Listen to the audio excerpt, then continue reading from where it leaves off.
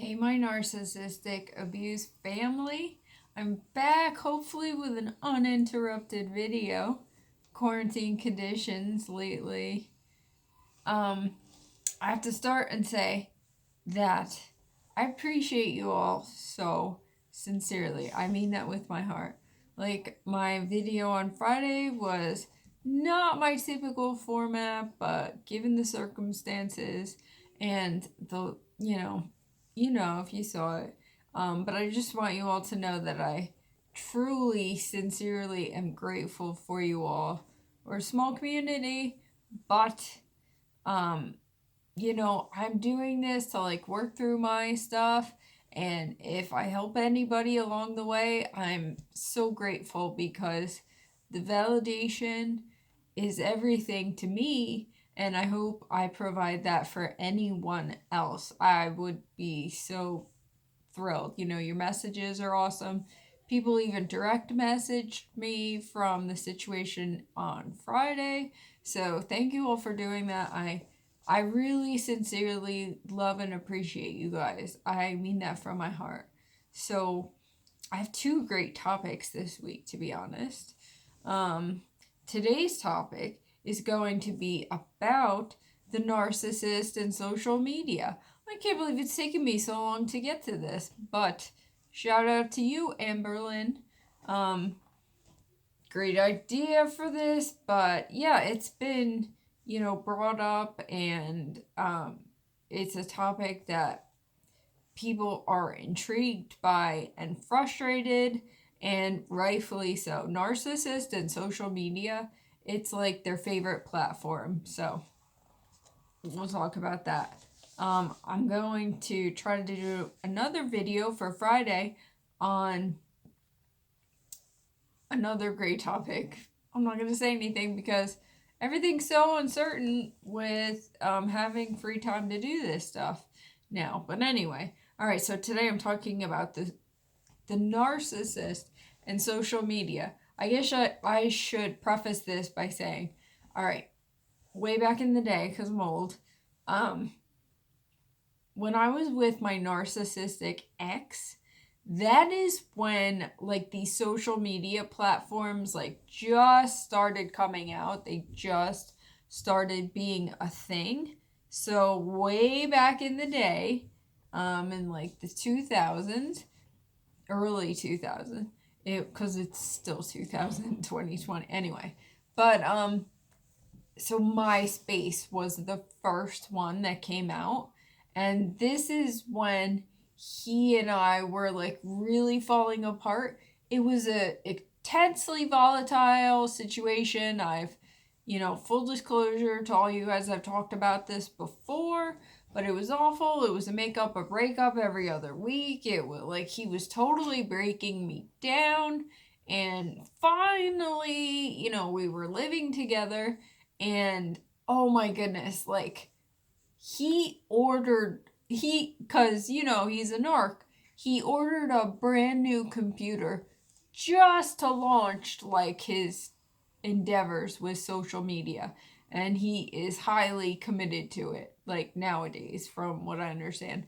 I don't know, this is why I think I've been traumatized and I have such a negative association with social media. I this and my Instagram are the only things I do on social media, probably because of the terrible taste I have from my ex narc. So now you know. But it's absolutely their playground. They love social media. It's perfect for them because think about it. They share what they want. They project the image that they want to put out. All of their ugly evil is, kept concealed. So, all right, there's a couple of I found so much interesting information on this, so it's going to be a good one, everybody. Buckle up. So there are 5 reasons why malignant narcissists use social media, how they leverage it for their deluded, malicious endeavors. And the first way is to triangulate people. No kidding. They are subtly, passively putting out, all this great information about themselves, meanwhile slandering you, the victim, at the same time. And they also, thankfully I escaped this, but I absolutely see how this happens. They use it to manufacture love triangles. Think about it. Like, he no doubt would have interaction with females on there, and I was the alleged, fiance at the time. So he would be like, oh no, this female, whatever, wanted to be friends with me, and no doubt he would be goading her, attracting her to this situation the whole time. What do you say, antagonizing or encouraging her to flirt with him. I'm certain that this happens frequently if you're with a narcissist. So now you know. It's confirmed. They use Facebook, whatever, social media platforms to create love triangles where they're the star in the center, of course. And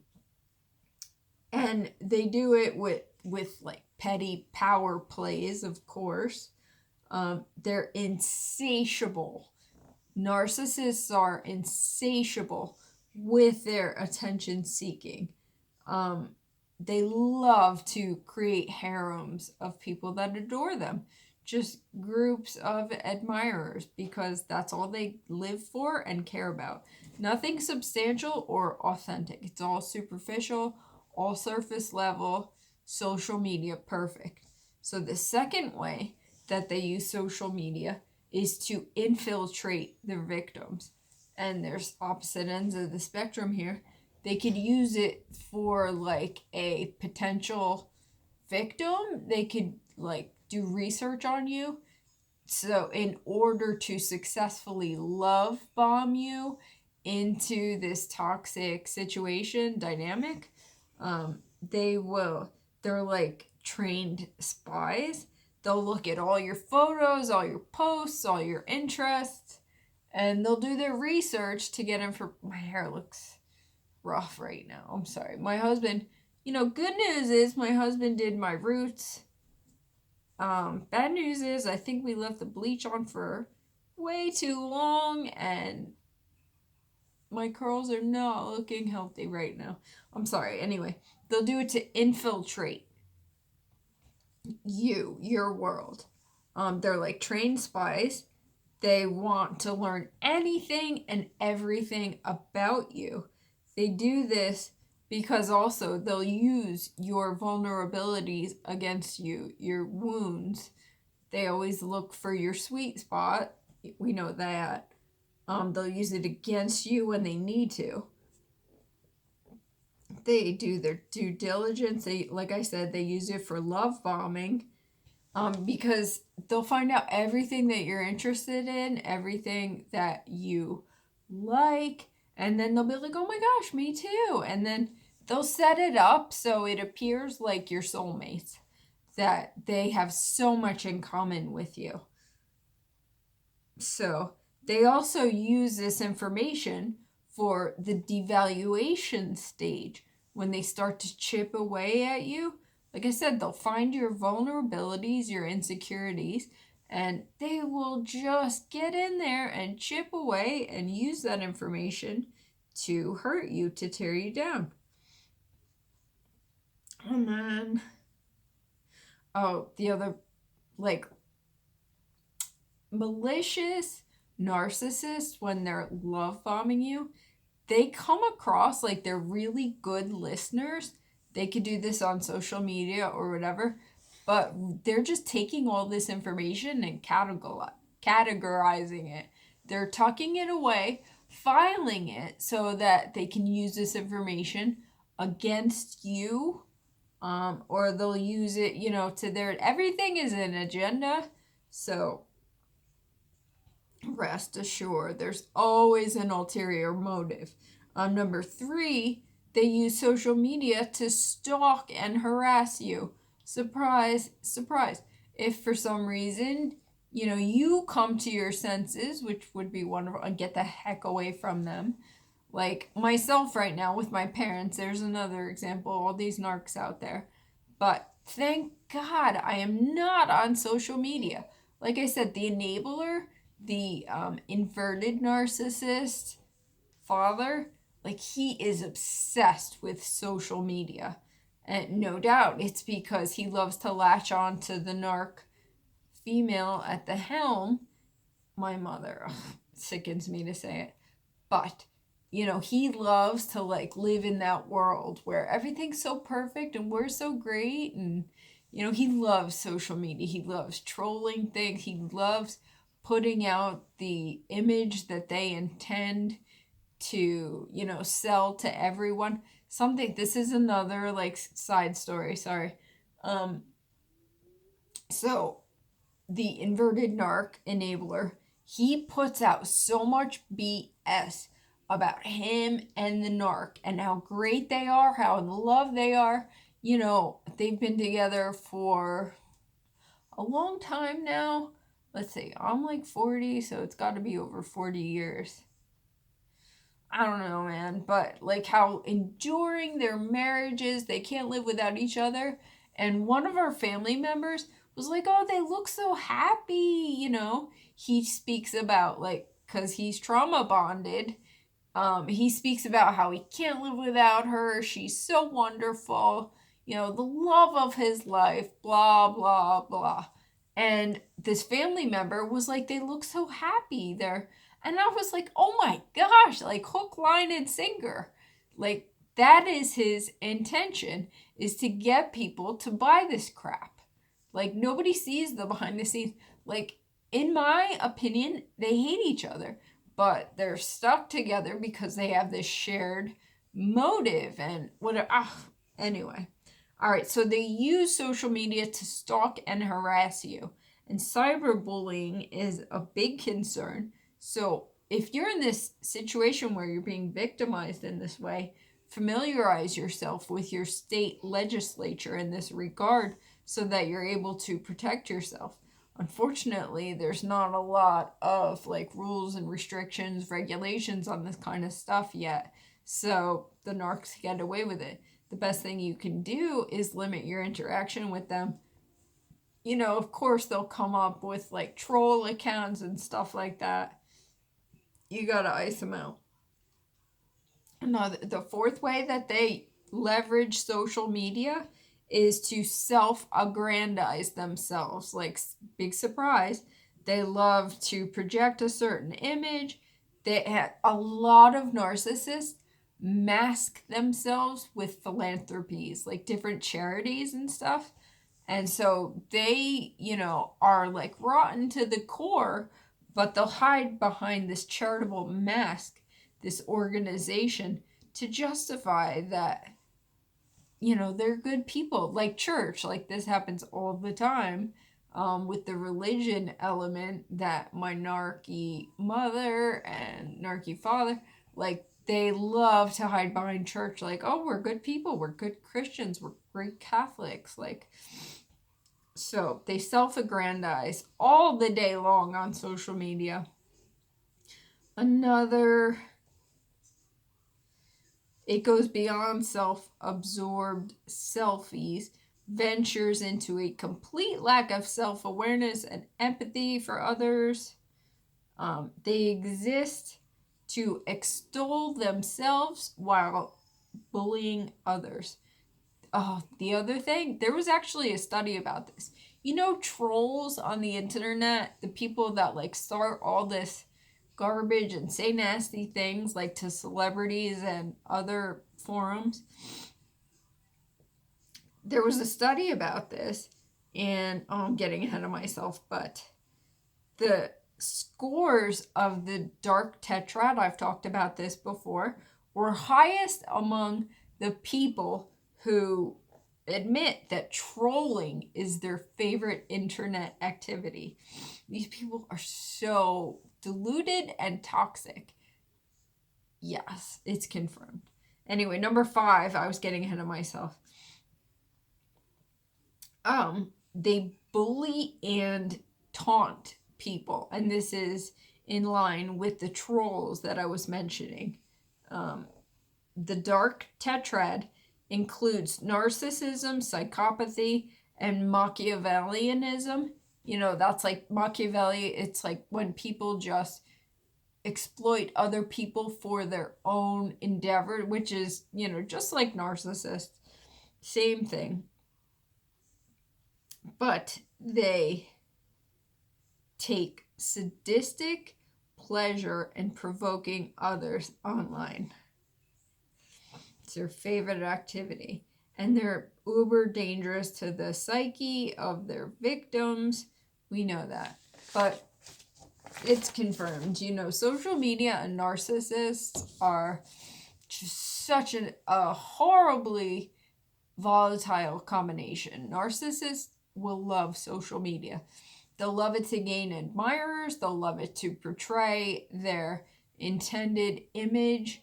They will love it to, troll and harass their victims. Last thing, I just wanted to add this. There's like a thing called vulnerable narcissists. And these are the people that kind of like dabble in narcissism, but they are insecure, which all narcissists are, but some are just more successful at, constructing this protective, grandiose image. But vulnerable narcissists, all narcissists spend more time on social media platforms than the average user. That's pretty obvious. They show distinct behavioral patterns. Both grandiose and vulnerable narcissists, they reveal different relationships on how they use the platforms. For example, grandiose narcissists, they positively correlate with time spent on social media. Vulnerable narcs don't really have a specific correlation to it, but it says that social media does not fuel narcissism. The narcissism existed prior to the social media. So it's just, another tool in the narcissist's arsenal of toxicity that they use to hurt people and exploit people. What was I going to say? Oh, the thing about vulnerable narcissists is that on social media, this is an interesting fact, is that 39% of their selfies are enhanced and edited. People erase any imperfections on their faces. Sometimes they even change the shape, the whole dramatic editing, basically, is what we're getting at. It's the perfect platform for narcs to show themselves. Networks give narcs an easy path to a broad audience, enables them to post information for self-promoting purposes. We know that.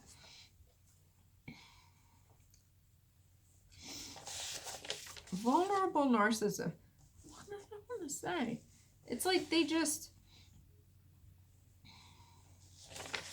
vulnerable narcissists are insecure, and they basically use social media to elevate themselves. But narcissists, true malignant narcs, they use it as a platform to put themselves out there and to bolster more attention and to forward whatever narrative they're trying to sell. Right now, the toxic duo is putting out this narrative that I'm a horrible person, and you heard the letter on Friday, all that I'm angry and everything else. So and poor us, they're the victims. So they're putting that out on social media, no doubt.